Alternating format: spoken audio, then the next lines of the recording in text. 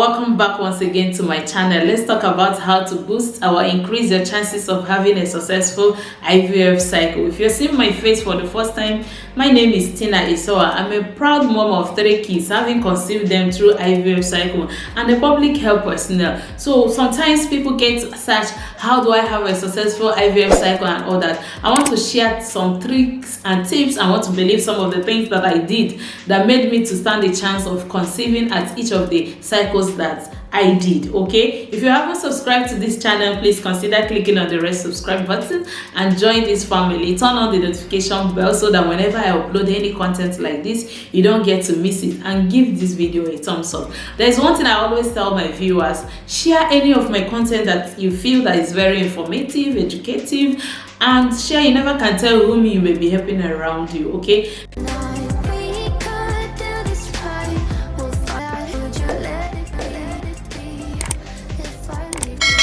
the number one thing I'm going to be sharing with you guys today is exercise. Most often we know how important it is, exercise is in our lives, but we don't tend to prioritize it on our daily living, fitness as well as losing weight. If you are in obese size, in case if you haven't calculated your BMI at this point and you want to embark on this journey, I'll suggest that I have that content here on my channel. You calculate your BMI to know whether you are overweight, obese, or you are normal. Even if you are in a normal range, I will equally suggest that you go into exercise, just light exercise, to stay healthy. One of the things that exercise does for us that we don't take to put into consideration is the regeneration of blood vessels. It helps us to produce fresh blood vessels in our streams, in our body streams always. So I did that. I want to believe it made me to stand a chance of having a successful cycle. So if you do it, even if you're overweight, because I remember after my first cycle, I went for the second cycle, I was advised to go and shed off some weight because I was close to overweight. So if you are overweight or obese, it is recommended that you go and shed off weight because you're trying to improve or increase your chances of conceiving after IVF cycle. Okay, the next thing, and when we're talking about exercise, we are not particularizing it to the woman, the man as well, and that will bring us to the second point, which is quality of sperm. If a man is doing exercise, eating healthy meal, removing or eliminating unhealthy lifestyles like alcoholism, smoking, drunk, and some of those unhealthy lifestyles that will not give you the opportunity of having a quality sperm, then you have to stop them. You have to quit them for the meantime, though you will equally be advised, if you go to a good clinic, that the man should wait. Then if you are using a sperm donor, make sure you are being given a quality sperm. Then we'll move to the third point, which is age. Most often, mostly in this African part of the world, you keep seeing men and women who probably have gotten married for 20 years, 30 years, they keep believing in God. I'm going to make content around this, our IVF belief and African mentality. That content will definitely come. But what I'm trying to relate with age here is that if you get married, you have tried for 1 year, 2 years, 5 years, and you have the resources to go for IVF, I always suggest that you go. It's not the last bus stop, it's not guaranteed, but it gives you a chance of having healthy babies at the right time.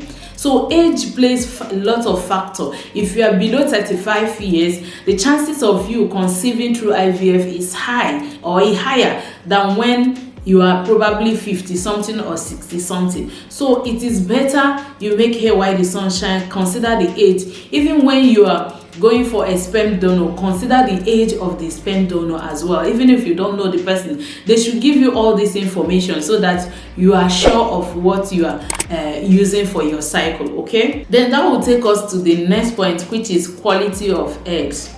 Ladies in the house watching this video, you're trying to go for an IVF cycle, we cannot rule out that you having a healthy egg and your spouse or the donor is bringing a good quality sperm will boost your chances of having a successful IVF cycle, and at the same time having healthy babies. Most often people have kind of put this misconception about IVF and having children that are either birth defects and all that.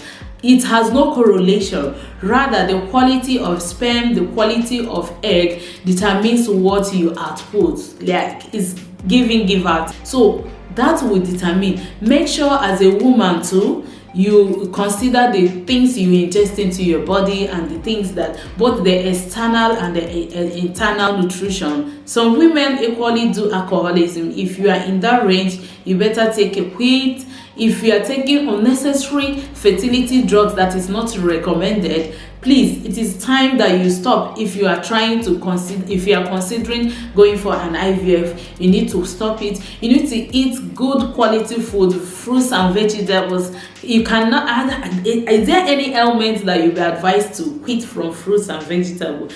In as much as you're supposed to eat it in a recommended dose or recommended quantity, but fruits and vegetables, in order to have folic acid, because that's the number one place you get your folic acid that will play the role in your stream. Okay, so for the woman, even the creams you apply on your body, even the things you inhale, like secondary smokers and all that, try to live a healthy lifestyle while preparing to embark on this IVF cycle. Even if you have started already, there is no harm, as long as the embryo hasn't been transferred, there is no harm to embark all these points into your living from henceforth. Okay, another thing I'm going to be mentioning is to reduce stress. Living a lifestyle that is full of stress, maybe you're working in a factory where you are being stressed, or the lifestyle you live, you don't have time for yourself, and you want to embark on this IVF cycle, I want to suggest that you take a quit or reduce anything that can put you under unnecessary stress. Reduce them so that you have a chance of conceiving through IVF cycle. The next point, which is the last but not the least, is the mental health. You need to be psychologically ready to accept whatever be the outcome of your results. I always tell people this. They say sometimes, like, it's guaranteed, you have paid the money, you must conceive. No. The more you put pressure on yourself, the more you put yourself in the place of being anxious, anxiety sets in, depression will set in. Am I going to conceive? And kids, babies do not come in a place that is hot, because your heart will be hot, your temperature, your body temperature will always be increased because you are anxious. Hello, take it easy. Be ready to accept whatever be the outcome, because I want to believe there is this video I shared here, tips on how to have a successful IVF. It's a different thing I shared there from here.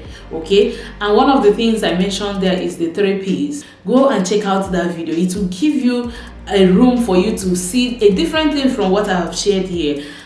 Your mental health is very, very vital. It's very, very important at this point in time. With these few points of mine, I believe I have shared some of the things that will give you the chance of having a successful IVF cycle. If you agree with me, please do let me know what you feel in the comment section. If there are more like I highlighted earlier, please put it in the comment section as well, and share with your friends and loved ones. If you haven't subscribed up until this time, please consider clicking on the red subscribe button and join this family. Turn on the notification bell so that whenever I upload a new video, you get notified. Thank you so much, guys. Until we see some other time. Love you.